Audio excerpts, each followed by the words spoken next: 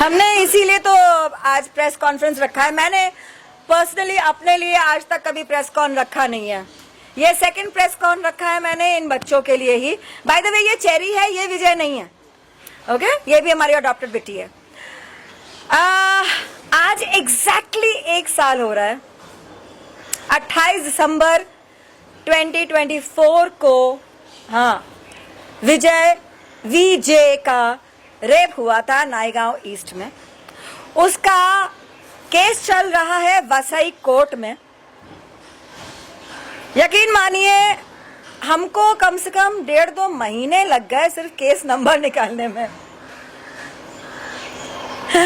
जो बच्ची थी जिसने रेस्क्यू किया था विजय को, वो पुलिस स्टेशन से कोर्ट जाती थी और कोर्ट से पुलिस स्टेशन। नंबर नहीं मिलता था कि कौन सा नंबर है हमारे केस का। अल्टीमेटली मैं गई तो मुझे भी 3 दिन एड़ी घसनी पड़ी सिर्फ नंबर निकालने के लिए, क्योंकि अल्टीमेटली मैं नायगांव पुलिस स्टेशन में बैठ गई जाके कि आज तो मैं बिना नंबर लिए जाऊंगी नहीं। और इत्तेफाक से आज मिला है हमें कोर्ट का नंबर, केस का नंबर, और कल हमारे केस की सुनवाई थी। जब वहां पे जज ने पूछा कि रिमांड का पेपर कहाँ है अक्यूज्ड का, तो पता लगता है कि उसको तो रिमांड में भी नहीं लिया गया था। 26 तारीख को सेकेंड हियरिंग थी तो जज साहब नहीं थे। ऑब्वियसली छुट्टियों का मौसम है तो कोई सुनवाई नहीं हुई। तो बात यह है कि दुख इस बात का है कि जानवर के साथ ऐसा दुष्कर्म होता है तो भी हमें इतना दौड़ भाग करना पड़ता है।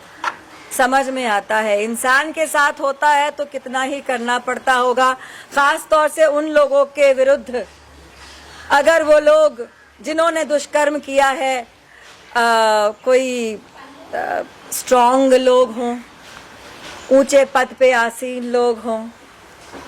और जब से 377 ऑफ आईपीसी हट गया है, बीएनएस आ गया है, तब से तो आप लोग को पता ही है कि जानवरों को जब तक म्यूटिलेट ना हो जाए, उनका शरीर छिन्न भिन्न ना हो जाए, तब भी एक्चुअली देखा जाए कुछ ना होगा। यूं कह लीजिए कि हम बेवकूफ हैं जो हम केस लड़ रहे हैं, क्योंकि हमें ये लग रहा है, हमने अपनी आंखों से देखी है विजय की तकलीफ को, हमने उसे महसूस किया है, देखा है स्वयं, और हमें एहसास हुआ है कि कितना ज्यादा तकलीफ होता होगा किसी भी प्राणी को जिसको जिस्मानी तौर पे नोचा खसोटा उसे भेदा जाता होगा। हम ये केसेस सुनते हैं रेप के, इंसानों के भी जानवरों के भी, लेकिन आप में से किसी ने वो तकलीफ अपनी आंखों से नहीं देखी होगी। हमने वो तकलीफ जिया है उस बच्चे के साथ, बिकॉज वो इत्तू सा बच्चा हमारी ही गोद में दिन रात होता था, और हमारी आंखें नम होती थी उसको देख के, हमारे मुंह से शब्द नहीं निकलते थे, हम बस अंदर ही अंदर हमें तकलीफ होती थी कि मतलब यकीन मानिए रोंगटे खड़े हो जाने वाली तकलीफ होती थी। आप फरमाएं।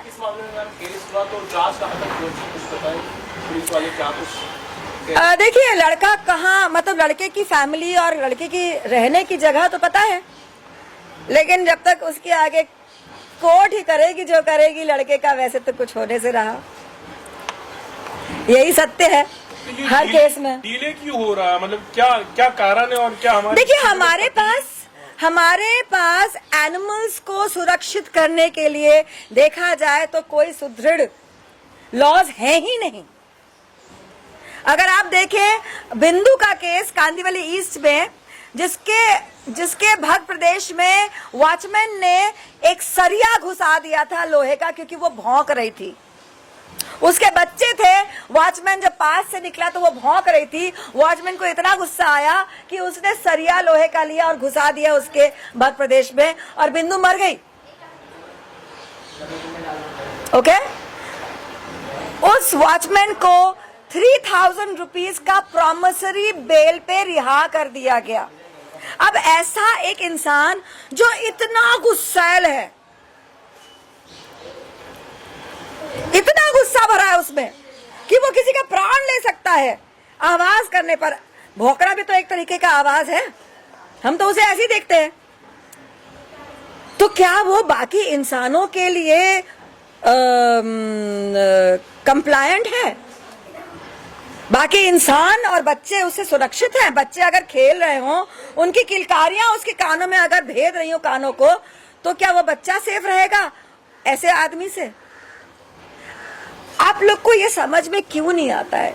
मतलब हमारी सिस्टम को, हमारी गवर्नमेंट को ये समझ में क्यों नहीं आता है कि जो इंसान जानवर को तकलीफ दे सकता है, वो इंसान को भी तकलीफ दे सकता है। जो इंसान जानवर से इतनी नफरत कर सकता है कि उसको नेस्तो नाबूद करने पे तुला हुआ है, जगह से खत्म करने को तुला हुआ है, ऐसे शेल्टर्स जो एग्जिस्ट नहीं करते हैं वहां डालने पे तुला हुआ है। आप ये देखिए कि हमारे देश में इंसान को प्रॉपर मेडिकल केयर नहीं मिलता, 2 वक्त का खाना नहीं मिलता। कितने ही लोग अपने अपने गांव से निकल के आते हैं बड़े बड़े शहरों में ताकि यहाँ पे कमाएं। एक आदमी 10-10 लोगों के साथ कमरे में रहता है, सुबह से शाम तक मजदूरी करता है, घर पैसे भेजता है ताकि घर वाले खाना खा सके ठीक से।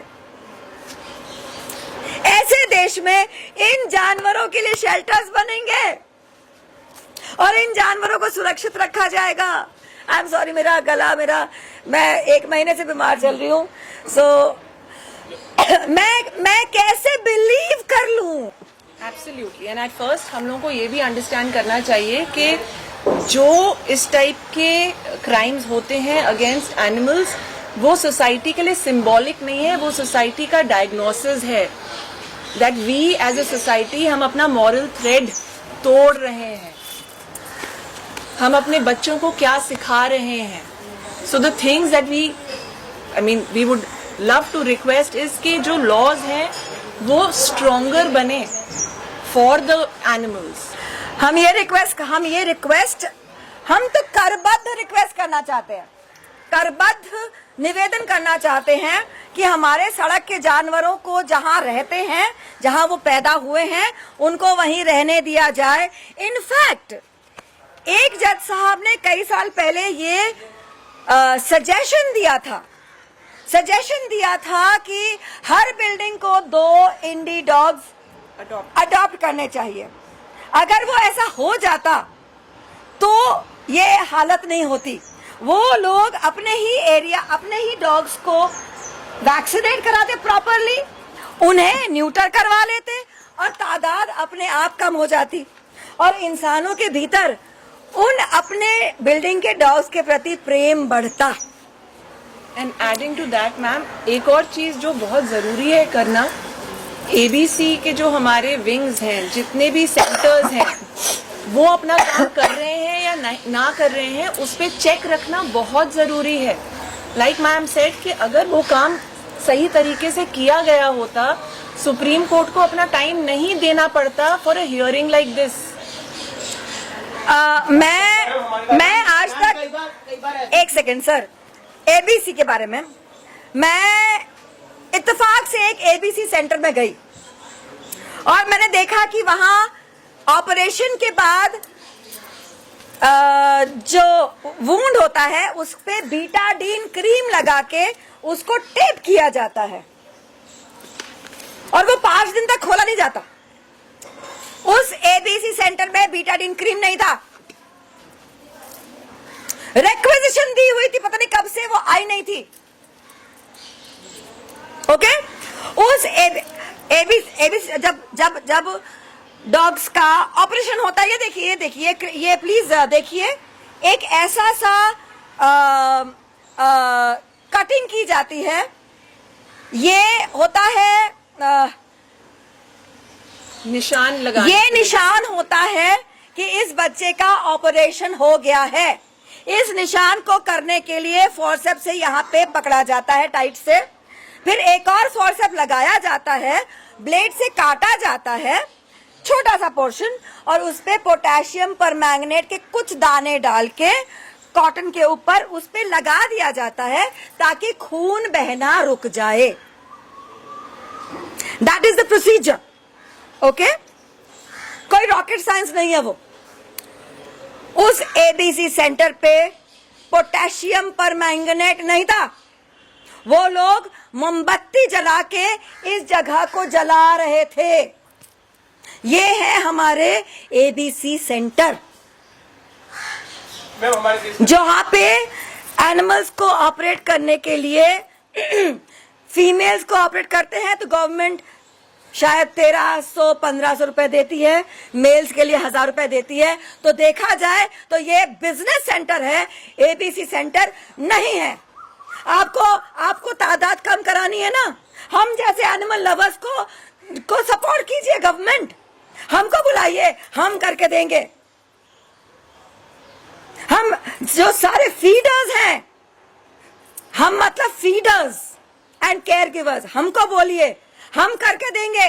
आपका काम सुनिश्चित तरीके से हम आपको करवा के देंगे, और अब तक कर भी रहे हैं। मैम हमारे देश में देखा गया है कि महिलाओं के साथ में रेप होता है तो रेपिस्ट बच जाते हैं, तो आपको लगता है कि एक जानवर के साथ में अगर रेप हुआ है तो इंसाफ मिलेगा? देखिए, एक 377 आईपीसी एक्ट का हट गया है, लेकिन एक ग्रुप ऑफ पीपल है जिन्होंने इस बात पे भी एक याचिका दायर की हुई है ऑलरेडी। इसीलिए हम इस केस को आगे भी बढ़ के चल रहे हैं कि एक ना एक दिन अगर उस याचिका पे सुनवाई हो जाती है और कुछ भला हो जाता है तो हमारे विजय को भी न्याय मिल जाएगा। Rape is rape, sexual assault is sexual assault, theft is theft. कोई डिफरेंशिएशन नहीं है, वो इंसान ही कर रहा है। आज कुत्ते के साथ कर रहा है, कल इंसान के साथ करेगा। We need to understand that. And please don't wait for rarest of rare cases to happen. जब तक you don't nip the bud at the budding stage, इस देश का एजुकेट योर चिल्ड्रन। सोसाइटी में हमारे छोटे छोटे ये मेले लगते रहते हैं, चाहे वो फेस्टिवल्स को लेके हो या चैरिटी को लेके हो। आई थिंक हमें प्रोग्राम्स क्रिएट करने चाहिए जहाँ पे हम बच्चों को एजुकेट करें कि अगर सामने से एक स्ट्रे एनिमल जा रहा है, फर्स्ट ऑफ ऑल स्ट्रे नहीं है, ये हमारे देसी बच्चे हैं। अगर देसी बच्चा जा रहा है, कैट हो, बुल हो, डॉग हो, how to be around them, हम वो सिखा ही नहीं पा रहे। As a generation I think we are failing. अच्छा, एक तरफ जहाँ पर एनिमल लवर्स है, वहाँ पर एनिमल से जो शिकार भी हुए, जिनको बहुत सारे कुत्तों ने काट लिया है, तो वो लोग भी ऐसे हैं जो कहते हैं कि ये चीज सही हो रही, तो उनके लिए आप क्या कहोगे? Because they are totally opposite और उनके थॉट्स टोटली आपके अगेंस्ट जाते हैं। वो इसीलिए होता है, मैं बता रही हूँ ना, बचपन में मुझे सड़क के कुत्ते ने यहाँ पे पकड़ा था। करेक्ट, बहुत बार। क्योंकि वो खा रही थी, मम्मी कुत्ती थी, वो खा रही थी और मैं टुई करके निकल गई उसके बिल्कुल बगल से। उसको लगा मैं उसको खाना ले रही हूँ और उसने मुझे ऐसे पकड़ लिया। मेरे पिताजी जो डॉग लवर थे, उन्होंने मुझे छुड़ाया और 1997 तक मैं कुत्तों से बेइंतहा डरती थी। ओके, लेकिन जब समझ में आया तो आज देखिए, तो हर एक से क्यों आप किसी इंसान से पहली बार नहीं मिलते हो? आपको पता है वो इंसान आपको खंजर भोंकेगा या आपको चुम्मा देगा? क्या हो रहा है? मैं जो बात कर रही हूँ, तो अगर आपको पता है, जब आपको केस का तो बारे में मैंने बोल दिया था ना बेटा, अननोन पर्सन के साथ। हाँ, तो जब अगर आप किसी अनजान व्यक्ति से मिलते हो, आपको पता होता है क्या कि वो आपको खंजर भोंकेगा या आपको गले लगाएगा? नहीं पता है ना। तो आप कैसे जानोगे कि एक जानवर से मिलने के लिए आपको क्या करना होता है? जब तक कि आप जानना नहीं चाहोगे, आप अवगत नहीं होना चाहोगे, आप सीखना नहीं चाहोगे, आप कैसे इनके साथ एक राब्ता बनाओगे? और सिंपल सी चीज ये है कि हमें पता है कि रेप्स होते हैं, हमें पता है कि चोरी होती है, एक आदमी ने किया या औरत ने किया, क्या सारे आदमी रेपिस्ट हो गए? क्या सारे आदमी चोर हो गए या सारी औरतें मैनिपुलेटिव हो गई? नहीं ना, हर एक का एक पर्सनालिटी ट्रेट होता है। And please understand, for an animal to bite a human being there has to be a reason. वो बिना रीजन के कोई भी एनिमल आपको अटैक नहीं करेगा। लाइक शी सेड, अगर एक लेपर्ड का भी पेट भरा है ना और वो अपने एनवायरमेंट में है, who is not feeling attacked. जैसे कि आपने बताया कि आप खुद करने को तैयार है एबीसी क्या आप... नहीं, मैं तो करती आई हूँ। मैंने अपने एरिया के कम से कम 400 बच्चों का खुद एबीसी कराया है। 25 साल से मैं ये काम कर रही हूँ बेटा।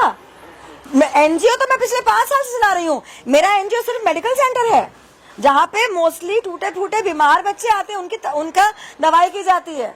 एबीसी भी करते हैं हम लोग, लेकिन वैसे देखिए एबीसी सेंटर चलाने के लिए ना बड़ी जगह चाहिए जहाँ पे कम से कम 1500 कुत्ते रखे जा सके एक वक्त पे।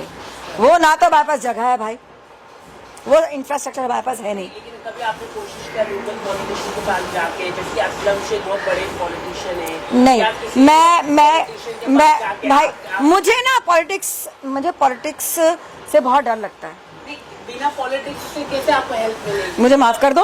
गवर्नमेंट से आप आज तक मैं अपनी कमाई से ही काम करती आई हूँ। 25 साल हो गए। जब से एनजीओ चला रही हूँ तब से मैं बोलती हूँ, पोस्ट डालती हूँ कि भैया पैसे नहीं है तो कुछ दोस्त उनकी जो क्षमता होती है उसके हिसाब से मदद कर देते हैं। उसी तरीके से चल रहा है भैया। मैं गवर्नमेंट से, बिकॉज वो गवर्नमेंट से कलम घिसाई और आज अगर अर्जी डाली है 10 साल बाद काम होने की जो प्रोसेस है, क्योंकि भैया मैं तो टेबल के नीचे पैसा नहीं दे सकती, मुझसे ना होने वाला, नहीं मतलब अगर आप बातचीत ना होने वाला। देखिए अगर इंटेंट होता ना तो आज हम इस सिचुएशन में नहीं होते। प्लीज हियर नहीं, Understand स्मृति दोस्त है। 1 सेकंड रुक जाए, इस बात पे बोलने दे। स्मृति दोस्त है। स्मृति से आज तक मैंने अपना पर्सनल कोई काम नहीं कराया है और नहीं कराऊंगी। दोस्ती का जो लेवल है उसको मुझे ऐसे नहीं करना है। दोस्त no personal favors do I ask from anybody। गले मिलो भाई, सेम लेवल पे आके ना, ये सब ना बोले हमसे। हाँ, हमारी सेल्फ रिस्पेक्ट हमारी जिंदगी से भी ज्यादा बड़ी है भाई। लेकिन आपने इतना अच्छा